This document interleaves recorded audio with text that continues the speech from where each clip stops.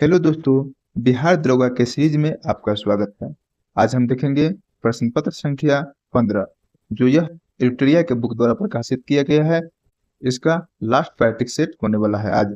तो आइए शुरू करते हैं आज का क्लास। शुरू करने से पहले वीडियो को लाइक और चैनल को सब्सक्राइब जरूर कर लीजिएगा। देखिए आज का पहला प्रश्न। निम्नलिखित में से कौन सा कोशिकांग जंतु कोशिकाओं में अनुपस्थित रहता है जबकि पादप कोशिका में मौजूद रहता है? मतलब क्या पादप कोशिका में मौजूद होता है और जंतु कोशिका में अनुपस्थित रहता है? तो आइए चेक करते हैं। कोशिका भित्ति यह पादप कोशिका में होता है लेकिन जंतु कोशिका में नहीं होता है। लवक यह भी पादप कोशिका में होता है लेकिन जंतु कोशिका में नहीं होता है। रिक्तिकाय यह भी पादप कोशिका में होता है लेकिन जंतु कोशिका में नहीं होता है, यानी कि ऑप्शन डी इसका सही आंसर हो जाएगा। कोशिका भित्ति सेलुलोज की बनी होती है।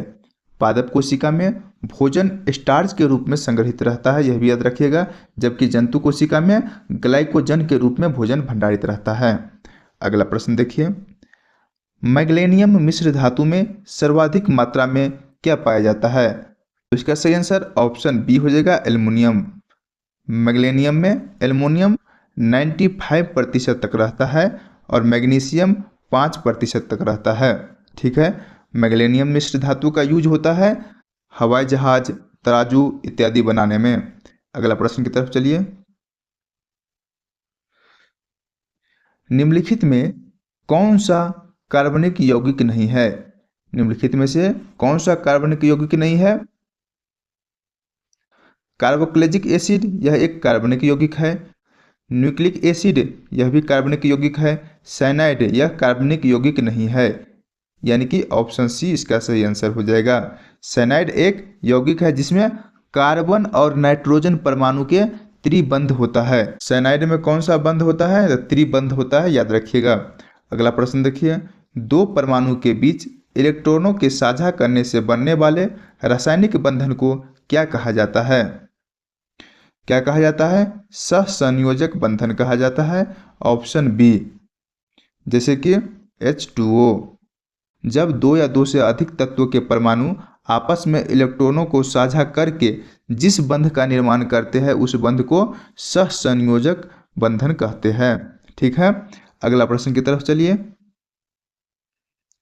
जब ध्वनि तरंगे किसी माध्यम से होकर संचरित होती है तो कौन सी भौतिक राशि संचारित होती है, ट्रांसमिटेड होती है? तो इसका सही आंसर ऑप्शन ए हो जाएगा, केवल ऊर्जा। ध्वनि तरंग कैसा तरंग है? तो आप याद रखिएगा, यह एक अनुदैर्ध्य तरंग है और प्रकाश अनुप्रस्थ तरंग है। ध्वनि एक माध्यम से जब दूसरे माध्यम में जाती है तो चाल, तरंगदैर्ध्य बदल जाता है लेकिन आवृत्ति नहीं बदलता है। अगला प्रश्न। प्रोटियम, ड्यूटेरियम और ट्रिटियम समस्थानिक के संबंध में निम्न कथनों पर विचार कीजिए। विचार कीजिए।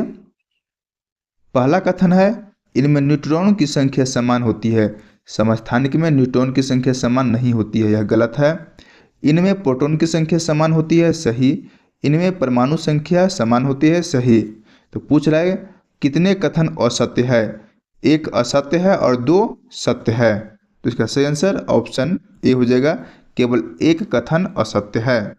ठीक है, समस्थानिक मतलब परमाणु संख्या समान होता है और द्रव्यमान संख्या भिन्न भिन्न होता है। ठीक है, अगला प्रश्न। गैसों के प्रसार के संदर्भ में निम्नलिखित कथनों में से कौन सा कथन सही नहीं है? गलत कथन कौन सा है? तो पहला ऑप्शन है, गैसों के अणुओं की गतिज ऊर्जा गैस के परम ताप के व्युत्क्रमानुपाती होता है, गलत। यह अनुक्रमानुपाती होता है, मतलब यही कथन गलत है। ऑप्शन दो है, ऑप्शन बी है, गैसों के अणुओं की स्थितिज ऊर्जा शून्य होती है, सही। गैसीय अणुओं का वास्तविक आयतन गैस के संपूर्ण आयतन तुलना में नगण्य होता है, यह भी सही है। अगला प्रश्न। आप लोग वीडियो को लाइक जरूर कीजिएगा और चैनल पर नए हैं तो चैनल को भी सब्सक्राइब कर लीजिएगा। 8 नंबर प्रश्न देखिए। भारी पानी में साधारण साबुन काम नहीं कर सकता क्योंकि किस कारण से भारी जल में साबुन काम नहीं करता है? तो इसका सही आंसर ऑप्शन ए हो जाएगा। कैल्शियम आयन और मैग्नीशियम आयनों के साथ अवक्षेप की रचना होती है, इसी कारण से भारी जल में साबुन काम नहीं करता है। अगला प्रश्न, आधुनिक आवर्त सारणी के अनुसार आवर्त में जब हम बाईं से दाईं की ओर जाते हैं, बाईं से दाईं की ओर जाते हैं, तब संयोजकता कोष के इलेक्ट्रॉनों की संख्या एक इकाई से क्या होता है, घटता है या बढ़ता है? तो इसका सही आंसर ऑप्शन बी हो जाएगा। जब आवर्त सारणी में बाएं से दाएं की तरफ जाते हैं तब इलेक्ट्रॉन की संख्या बढ़ती है। ठीक। आधुनिक आवर्त सारणी मॉडर्न प्रेडिक्टेबल के पिता कौन है? तो आपसे कहिएगा मोसले, याद रखिएगा। और आवर्त सारणी में, आधुनिक आवर्त में आवर्त की संख्या कितनी है? 7 और वर्ग की संख्या 18। नेक्स्ट प्रश्न, आपतित किरण और परावर्तित किरण के बीच के कोण दो समान कोणों में विभाजित किसके द्वारा होता है? इसका सही आंसर ऑप्शन ए हो जाएगा, अभिलंब रेखा। जब आपतित किरण और परावर्तित किरण के बीच में अभिलंब रेखा खींचा जाता है तो आपतन कोण और परावर्तन कोण बराबर होता है। गोलाकार दर्पण की वक्रता त्रिज्या फोकस दूरी के कितनी होती है? फोकस दूरी की दोगुनी होती है, ऑप्शन बी। अगला प्रश्न, प्रकाश संश्लेषण के कुल किसका केवल 1% हरे पौधों द्वारा अवशोषित होता है? प्रकाश संश्लेषण में किस चीज का केवल 1% हरे पौधों द्वारा अवशोषित होता है? तो इसका सही आंसर ऑप्शन ए हो जाएगा, सौर विकिरण। प्रकाश संश्लेषण की दर सबसे अधिक किस रंग में होती है? तो लाल रंग में होती है और सबसे कम बैगनी रंग में होता है। प्रकाश संश्लेषण प्रकाशीय ऊर्जा को किस ऊर्जा में बदलती है? रासायनिक ऊर्जा में बदलती है। अगला प्रश्न, उस कथन को पहचाने जो बायोडिग्रेडेबल उत्पादों के लिए गलत है। सूक्ष्म जीवों की गतिविधि के कारण तेजी से विघटित होती है, सही। मानवीय प्रक्रियाओं के द्वारा उनका पुनः प्रयोग हो सकता है या उनको रिसाइकल किया जा सकता है, गलत। रिसाइकल नहीं किया जा सकता है बायोडिग्रेडेबल पदार्थ को। अगला ऑप्शन सामान्य रूप से पर्यावरण अनुकूल उत्पादों से संबंधित है, यह भी सही है। बायोडिग्रेडेबल पदार्थों के विघटन में जैविक और अजैविक दोनों घटक शामिल होते हैं, यह भी सही है। तो कौन सा कथन गलत है? तो ऑप्शन बी गलत है। अगला प्रश्न, किसी इलेक्ट्रिक सर्किट में आभासी शक्ति के लिए प्रयुक्त होने वाली इकाई क्या है? इसका सही आंसर ऑप्शन बी हो जाएगा, वोल्ट एम्पियर। अच्छा, आप लोग यह बताइए शक्ति का ऐसा मात्रक क्या होता है? तो जूल पर सेकंड होता है, याद रखिएगा शक्ति का। अगला प्रश्न, अग्नाशय क्रमशः प्रोटीन और वसा का प्रोसेसिंग के लिए डैश और डैश का श्रवण करता है। इसका सही आंसर क्या हो जाएगा? अग्नाशय प्रोटीन के संश्लेषण के लिए ट्रिप्सिन और वसा के संश्लेषण के लिए लाइपेज का श्रावण करता है, ऑप्शन डी इसका सही आंसर हो जाएगा। अग्नाशय, ये जो अग्नाशय है मानव शरीर की दूसरी सबसे बड़ी ग्रंथि है और अग्नाशय ही मानव शरीर का सबसे बड़ी मिश्रित ग्रंथि है। अगला प्रश्न, हाइड्रा और खमीर किसके द्वारा प्रजनन करने में सक्षम है? तो इसका सही आंसर ऑप्शन डी हो जाएगा, मुकुलन के द्वारा। हाइड्रा और खमीर मुकुलन के द्वारा प्रजनन करते हैं। मुकुलन क्या है? मुकुलन एक प्रकार का अलैंगिक जनन है। अगला प्रश्न, चालक यानी कि कंडक्टर का प्रतिरोध के संबंध में कौन सा कथन गलत है? कौन सा कथन गलत है? ऑप्शन ए है, चालक का प्रतिरोध लंबाई के अनुक्रमानुपाती होता है, यही गलत है। चालक का प्रतिरोध लंबाई के व्युत्क्रमानुपाती होता है। ऑप्शन बी है, चालक का प्रतिरोध उसके अनुप्रस्थ काट के क्षेत्रफल के व्युत्क्रमानुपाती होता है, सही। धातुओं का प्रतिरोध ताप में वृद्धि के साथ बढ़ता है, सही। अर्धचालक का ताप बढ़ाने पर प्रतिरोध घटता है, यह भी सही है। यानी कि ऑप्शन ए गलत है, ऑप्शन ए इसका सही आंसर हो जाएगा। अगला प्रश्न, बायोगैस विशेष रूप से उन विभिन्न गैसों के मिश्रण को दर्शाता है जो डैश की अनुपस्थिति में कार्बनिक पदार्थों के विभाजन से पैदा होता है। किसके अनुपस्थिति में? ऑक्सीजन के अनुपस्थिति में। Option A is the correct answer. Biogas में सबसे ज़्यादा मीथेन होता है 50 से 75% तक, और ऑक्सीजन 0% होता है, यानी कि अनुपस्थित होता है। अगला प्रश्न, हीमोग्लोबिन एक प्रोटीन है, निम्न में से कौन सा विकल्प इसके संबंध में सही है? हीमोग्लोबिन के संबंध में कौन सा विकल्प सही है? हीमोग्लोबिन यह एक प्रोटीन की प्राथमिक संरचना है, सही। यह प्रोटीन की माध्यमिक संरचना है, यह भी सही है। यह प्रोटीन की तृतीयक संरचना है, यह भी सही है। यह प्रोटीन की चतुर्थ संरचना है, गलत, यानी कि ऑप्शन डी इसका सही आंसर हो जाएगा। एक स्वस्थ मनुष्य के शरीर में 100 ml रक्त में 14 से 15 ग्राम हीमोग्लोबिन होता है, इसे भी याद रखिएगा। अगला प्रश्न, मनुष्य में पाचन की प्रक्रिया कहाँ से शुरू होती है? मनुष्य में पाचन की प्रक्रिया मुख से ही आरंभ हो जाता है, option be the correct answer. लेकिन पाचन का अधिकांश भाग छोटी आंत में संपन्न होता है। अगला प्रश्न, निम्नलिखित में से कौन सा कथन असत्य है? गलत कथन कौन सा है? ऑप्शन ए है, वास्को डी गामा 1498 ईस्वी में भारत के पश्चिमी तट पर स्थित कालीकट पहुंचने वाले प्रथम यूरोपीय यात्री था, यह सही है। वास्को डी गामा ने पुर्तगाल के शासक हेनरी द नेविगेटर के प्रतिनिधि के रूप में भारत की यात्रा की थी, यह भी सही है। अल्फांसो द अल्बुकर्क भारत के प्रथम पुर्तगाली गवर्नर था, यह गलत है। भारत के प्रथम पुर्तगाली गवर्नर कौन था? Francisco de Almeida. कौन था? ये नहीं थे। कौन था प्रथम पुर्तगाली गवर्नर? Francisco de Almeida. और आपको याद होगा, फ्रांसिस्को द अल्मीडा ने ही ब्लू वाटर पॉलिसी को अपनाया था। तो इसका सही आंसर क्या हो जाएगा? Option C. अगला प्रश्न की तरफ चलिए। निम्नलिखित में से कौन सा कार्य वारेन हेस्टिंग्स के कार्यकाल में नहीं हुआ था? कौन सा कार्यकाल नहीं हुआ? कलकत्ता में टकसाल की स्थापना किया, सही। कलकत्ता में 1757 ईस्वी में टकसाल की स्थापना किया था। अगला ऑप्शन देखते हैं, रेगुलेटिंग एक्ट एवं पिट्स इंडिया एक्ट का पारित होना, यह भी वारेन हेस्टिंग्स के कार्यकाल में हुआ था। रेगुलेटिंग एक्ट 1773 में हुआ था और पिट्स इंडिया एक्ट कब हुआ था? तो 1784 में हुआ था। सालावाई की संधि एवं हैदर अली की मृत्यु, यह भी वारेन हेस्टिंग्स के कार्यकाल में हुआ था। यह कब हुआ था? 1782 में हुआ था। और वारेन हेस्टिंग्स के कार्यकाल कब से कब था? 1732 से लेकर 1818 तक। तो इसका सही आंसर ऑप्शन डी हो जाएगा। सभी कथन सत्य है, मतलब सभी घटना वारेन हेस्टिंग्स के कार्यकाल में घटा था। अगला प्रश्न, निम्नलिखित में से कौन सा कथन श्वेत विद्रोह के संदर्भ में सही है? कौन सा कथन सही है?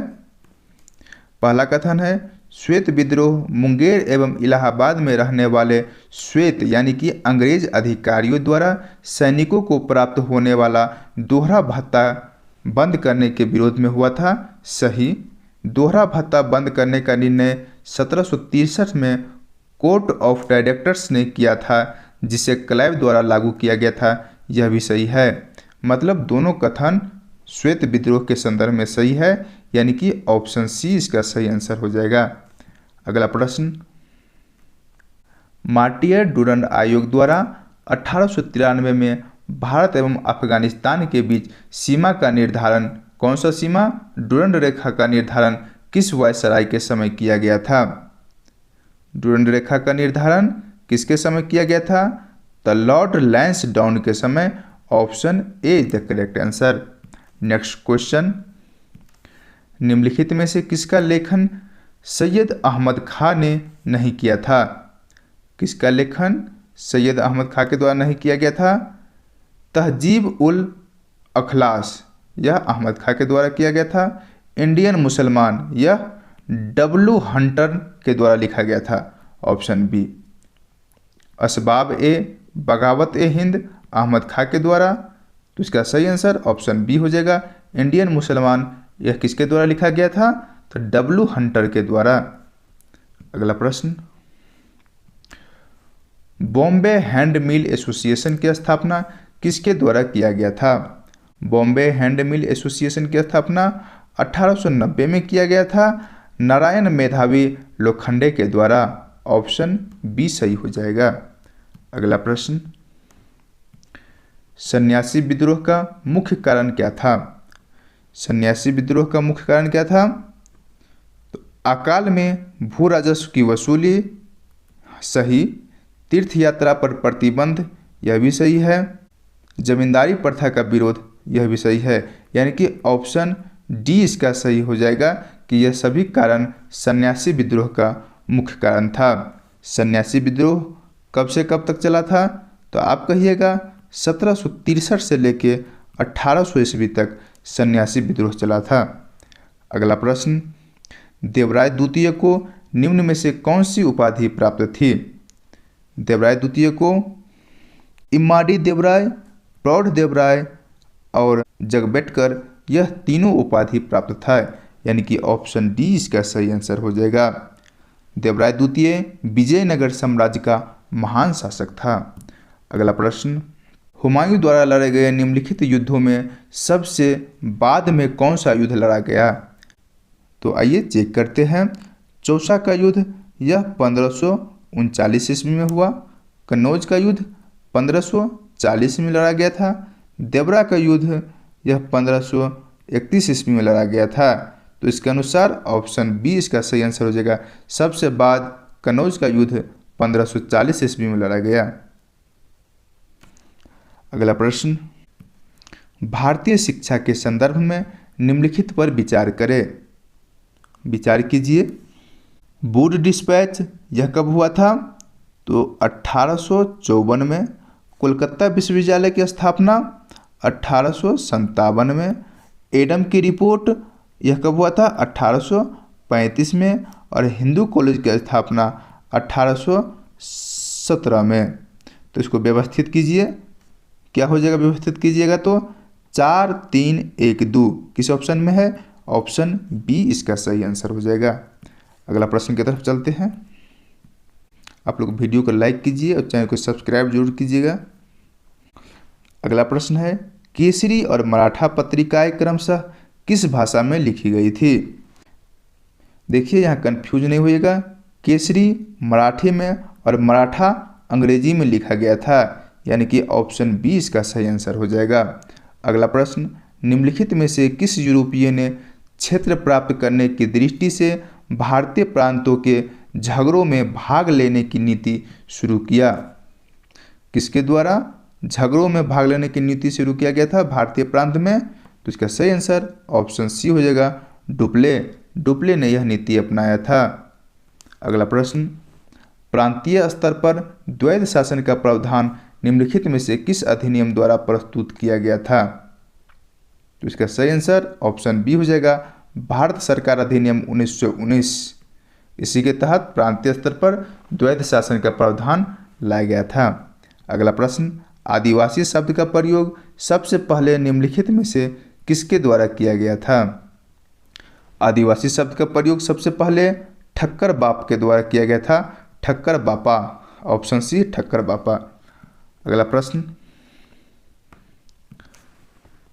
ऐहोल शिलालेख निम्नलिखित में से किस शासक द्वारा जारी किया गया था? ऐहोल प्रशस्ति अभिलेख पुलकेशन द्वितीय के द्वारा। Option be the correct answer.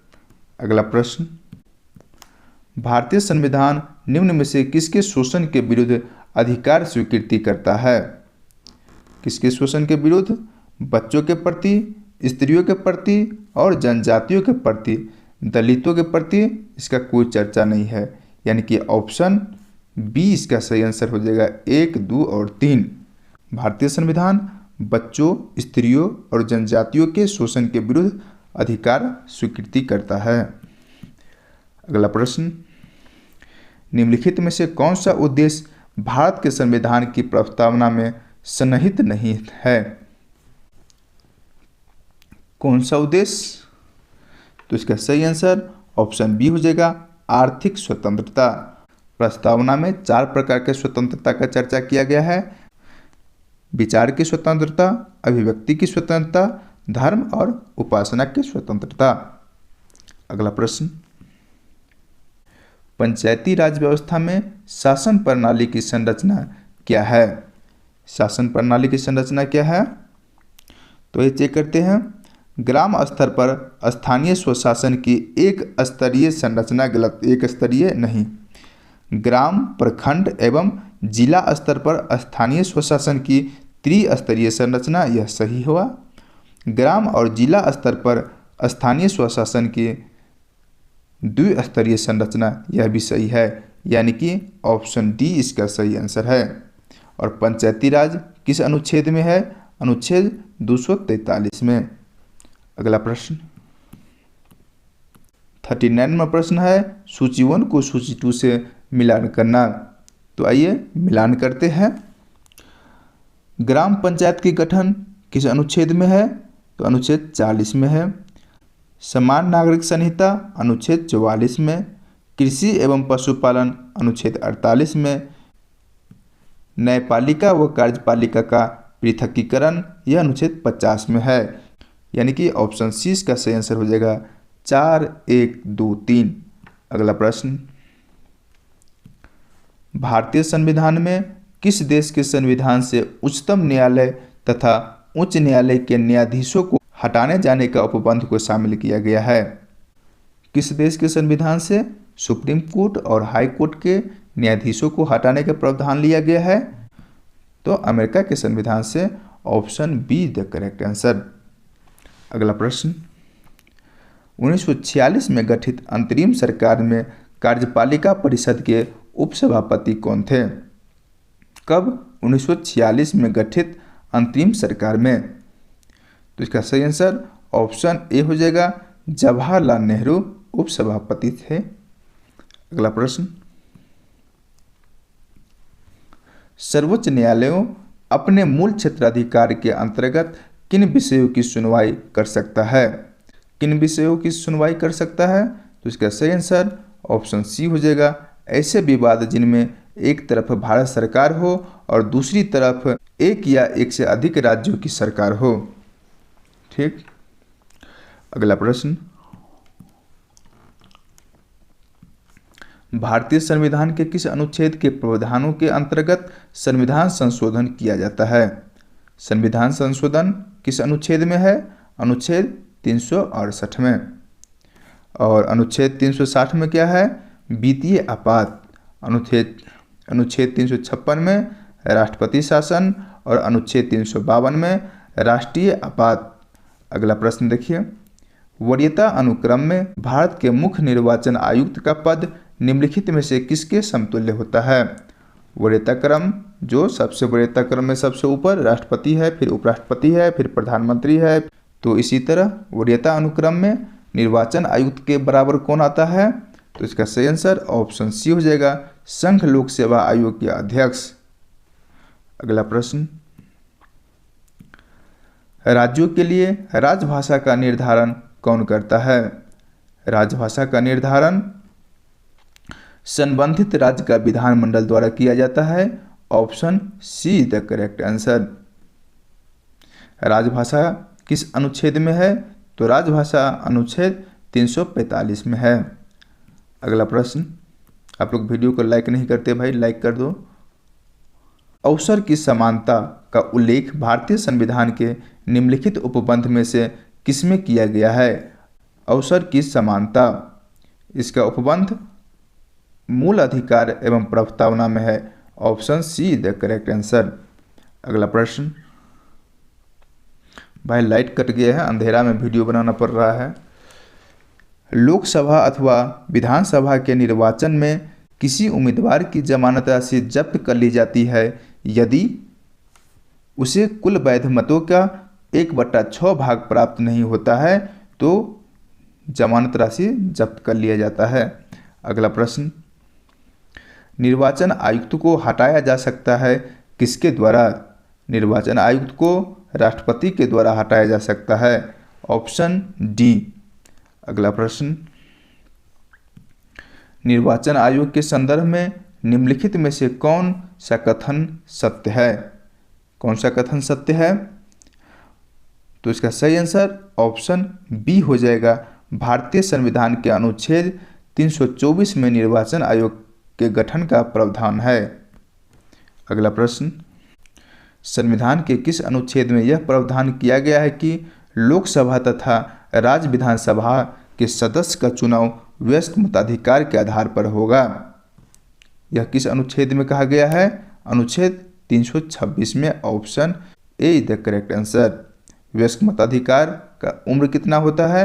18 वर्ष। आशा करता हूँ कि आज का क्लास आपको पसंद आया हो। पसंद आया होगा तो वीडियो को खूब शेयर कीजिए, चैनल को सब्सक्राइब कर दिए और लाइक ज़रूर कीजिएगा।